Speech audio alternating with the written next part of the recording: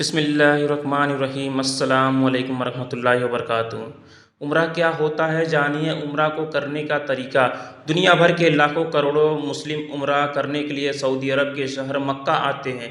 आप उम्रा को पवित्र शहर मक्का में काबा की एक छोटी तीर्थ यात्रा का रूप कह सकते हैं, क्योंकि उम्रा करीब 15 दिन का होता है जबकि हज करीब 40 दिन का होता है। अरबी में उम्रा शब्द का मतलब होता है किसी भीड़ भाड़ या आबादी वाली जगह पर जाना। उम्रा एक बहुत महत्वपूर्ण इस्लामिक धार्मिक यात्रा है। ये हज की तरह फ़र्ज़ नहीं है बल्कि सुन्नत है।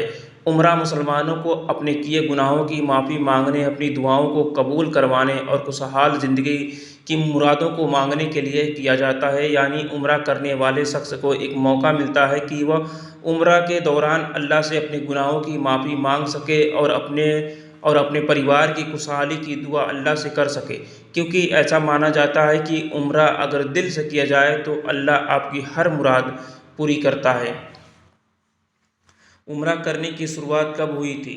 उम्रा पहली बार 629 ईस्वी में प्यारे नबी पैगंबर हज़रत मोहम्मद सल्लल्लाहु अलैहि वसल्लम ने अपने 2000 अनुयायियों के साथ किया था। उस वक्त उम्रा करने में आपको बहुत मुश्किलें आई थी। आपका उम्रा करने का मकसद अल्लाह से गुनाहों की माफ़ी, अल्लाह को खुश करने के मकसद से किया था। हज और उम्रा में क्या फ़र्क होता है? हर मुसलमान पर हज फ़र्ज़ है, जिसे हर मुसलमान को करना ज़रूरी है, लेकिन सिर्फ़ उन पर जो सेहतमंद और आर्थिक रूप से ताकतवर हैं। दूसरी तरफ उम्रा हज की तरह फ़र्ज़ नहीं बल्कि सुन्नत है। हज करने का एक वक्त फ़िक्स होता है, यानी हज इस्लामी कैलेंडर के 12वें महीने दुल्हिज्जा की 8वीं तारीख से शुरू होता है, जबकि उम्रा साल में कभी भी किया जा सकता है, लेकिन रमज़ान के महीने में उम्रा करना सबसे अच्छा माना जाता है। उम्रा कितने दिन का होता है? उम्रा करने के लिए करीब 7 से 12 दिन लगते हैं। उम्रा के लिए कितने दिन चाहिए, वह आपके ट्रैवल एजेंट पर निर्भर करता है कि वह आपको कितने दिन में उम्रा करवा रहे हैं, लेकिन ये मान के चलें कि आपको करीब 10 से 12 दिन तो उम्रा के लिए चाहिए ही होंगे। हर ट्रैवल एजेंसी का उम्रा पैकेज होता है, किसी के 7 दिन का होता है तो किसी के 10 दिन का होता है, या उससे 2 से 3 दिन ज़्यादा। इसके लिए आप जिस भी ट्रैवल एजेंसी के माध्यम से उम्रा करने जा रहे हैं उनसे जानकारी ले सकते हैं। उम्रा करने के लिए किन किन चीज़ों की आवश्यकता होती है? अगर आप सऊदी अरब के अलावा किसी और देश के नागरिक हैं तो आपके पास पासपोर्ट होना ज़रूरी है। आपको हवाई जहाज़ के माध्यम से सऊदी अरब पहुंचना होता है, जो सऊदी अरब के नज़दीकी देश हैं। वह कार के माध्यम से सऊदी अरब पहुंच सकते हैं। इससे पहले आपको वहां जाने के लिए वीज़ा के लिए आवेदन करना पड़ता है।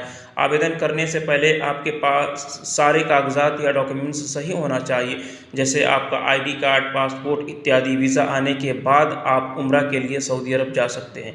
उम्र की सीमा की बात करें तो आपकी उम्र 18 से 65 वर्ष के बीच होना चाहिए, लेकिन सऊदी सरकार ने नियम में बदलाव किए हैं और उसके मुताबिक एक 5 साल का बच्चा भी अपने माँ बाप या रिश्तेदार के साथ उम्रा करने जा सकता है।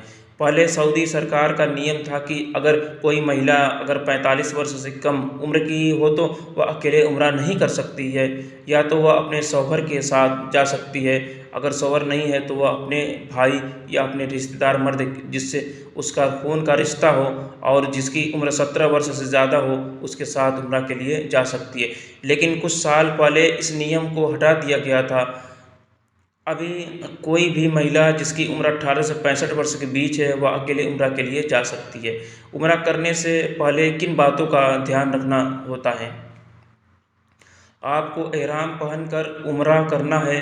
याद रखें, एहराम आपको अपनी फ़्लाइट के निकलने से पहले पहनना है। आपको एहराम पहनने से पहले अपने नाखूनों और अनचाहे बालों को काटना होगा। बिना गुस्ल या वज़ू के एहराम नहीं बाँधें, न ही कुरान की तिलावत करें, न ही काबा के आस-पास जाएं। एहराम की हालत में आप किसी को गाली नहीं दे सकते हैं, न ही किसी को हानि पहुंचा सकते हैं। एहराम की हालत में परफ्यूम का इस्तेमाल नहीं करना है। उम्रा करने का तरीका। उम्रा करने के उम्रा करने के 3 तरीका यह हैं। पहला, एहराम बाँधना। तवाफ़ करना, काबा के 7 चक्कर लगाना। सफ़ा और मरवा पहाड़ियों के 7 चक्कर लगाना, जिसे सई कहा जाता है। सबसे पहले मिकात तक पहुँचे। यहाँ मिकात का मतलब एक मुख्य सीमा है जहाँ से उम्रा की शुरुआत होती है। मिकात में पहुँचने के बाद आप अपने कपड़ों को उतार कर एहराम बांध लें और 2 रकात नमाज पढ़ें और उसके बाद ये दुआ पढ़ें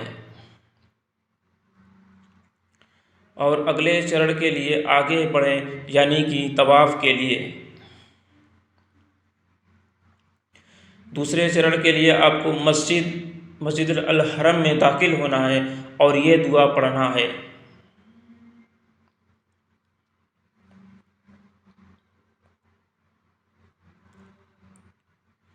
फिर आपको बार बार अल्लाहु अकबर कहते हुए काबा के 7 चक्कर लगाने हैं, जिसमें काले पत्थर को चूमना शामिल है। तवाफ़ के दौरान यमनी कोने और काले पत्थर के बीच में आते ही ये दुआ पढ़ें। तवाफ़ पूरा करने के बाद आपको 2 रकात नमाज पढ़ना है। उम्रा के दौरान जितना हो सके तलबिया पढ़ना चाहिए, जो इस प्रकार है।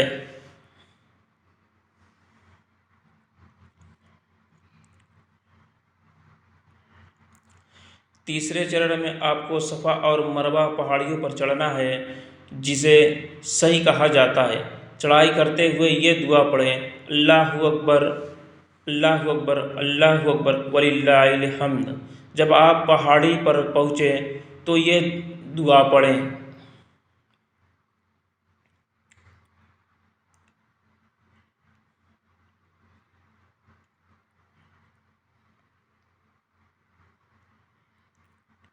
जब आप मस्जिद अल हरम से बाहर निकलें तो ये दुआ पढ़ें।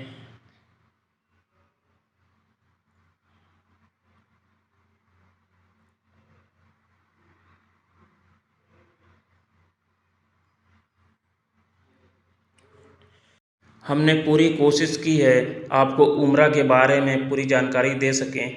फिर भी अगर कोई बात बताना हमारे से छूट गया हो तो हम उसके लिए आपसे माफ़ी चाहते हैं। अगर आप उम्रा पर जा रहे हैं या जाने वाले हैं तो आप जिस भी ट्रैवल एजेंसी के माध्यम से जा रहे हैं वह आपको उम्रा करवाने में पूरी मदद करते हैं और आपके साथ ही उनका एक गाइड आपके साथ रहता है, जो आपको उम्रा करने का पूरा तरीका बताता है, ताकि आपसे कोई भी गलती ना हो। आज की ये मज़ीद मालूमाती वीडियो आपको पसंद ज़रूर आई होगी, तो वीडियो को लाइक शेयर ज़रूर कीजिएगा और ऐसे ही मज़ीद मालूमाती वीडियो के लिए हमारे चैनल में बने रहें।